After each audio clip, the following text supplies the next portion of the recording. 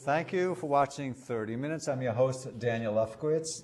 Today we're going to have a very interesting conversation about the Con Ed tree cutting in Westchester County. Our guest today, Mark Gilliland, who's the Greenburgh Environmental Forum LORAX Working Group Chair. And we have Jerry Corral, who's the political chair for the Sierra Club Lower Hudson Group. Thank you for coming on. Thank you for having us. So, there's a lot of news about Con Ed tree cutting, and a lot of people are very upset.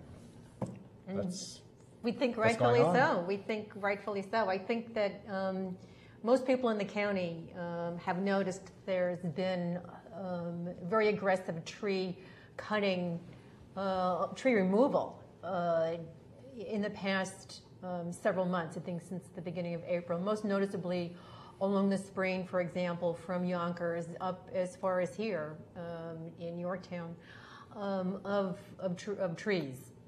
Very aggressive tree removal, and also very aggressive tree pruning along the streets of the villages and towns.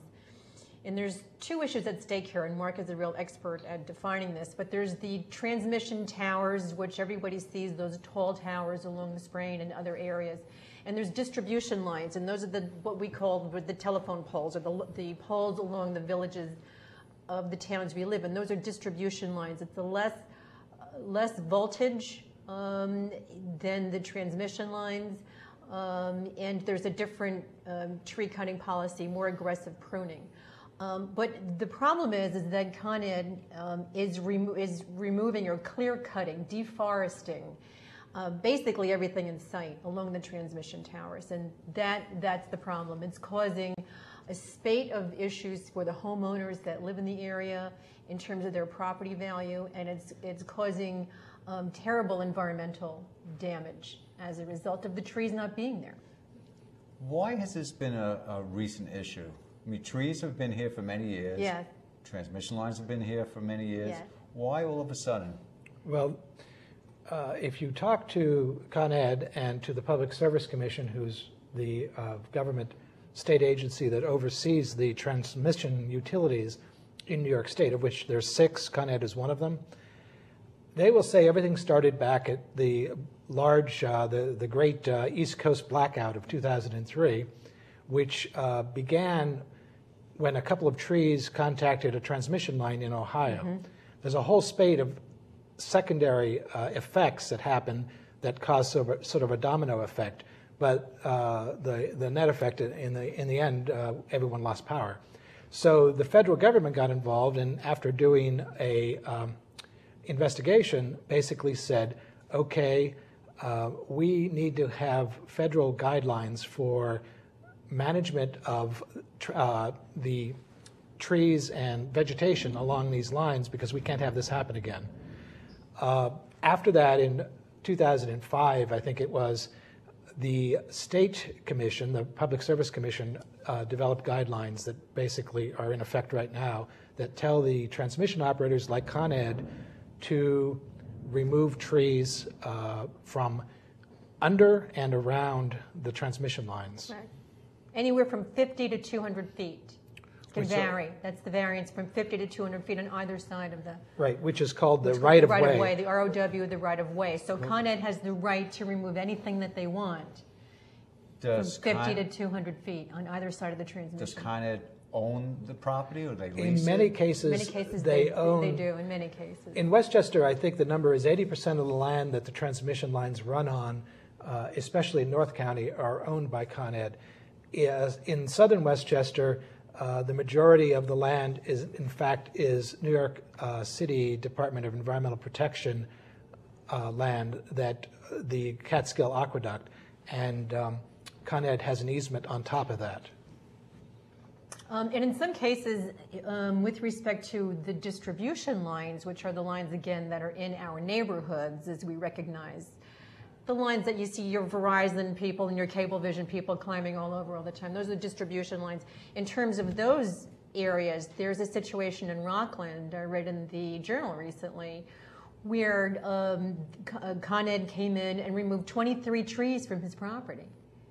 And the height of these trees was less than halfway to the distribution lines, but they came in and just removed the trees. on his property. So, and that was in the paper, in the Journal News.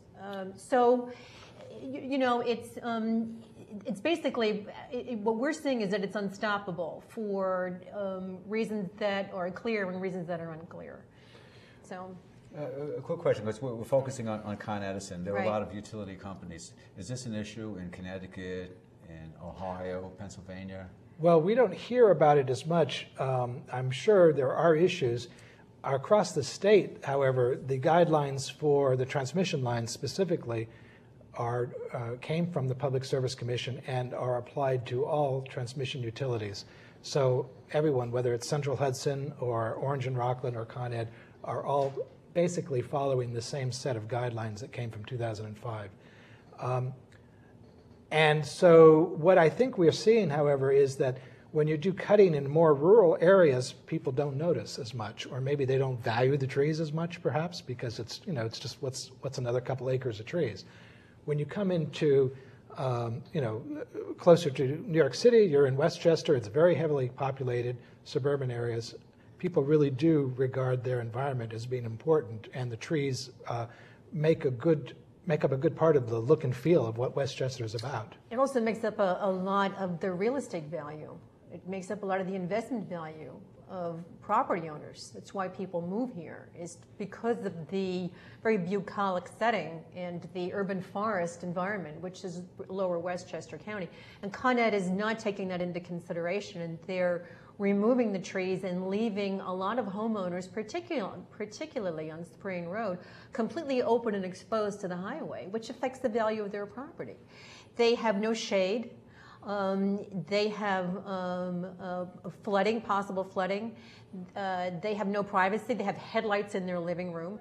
And there's no remedy for this. Con Ed has no remedy at all. And what is even more disturbing is that there's really no reason for this aggressive tree removal. It doesn't have to be that way. So the moratorium, as Mark pointed out, is to try to get Con Edison and the Public Service to sit down and have a more realistic approach. You know what I'd like to do is get a couple of photos up so we Yes, can that would be great. briefly discuss what's going on. All right, and I'd also like to make one other clarification if I can, because this is important. When we talk about the moratorium to stop the clear cutting along the transmission right-of-way so that we can then try to get a more public discussion of the guidelines reopened, what we're actually asking for is a temporary halt to cutting. We're not saying that Con Ed or the other utilities can't remove trees that are in danger or creating an emergency situation.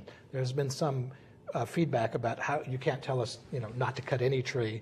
Well, we're not talking about that. I mean, reasonable cutting for the safety and security of the lines is assumed.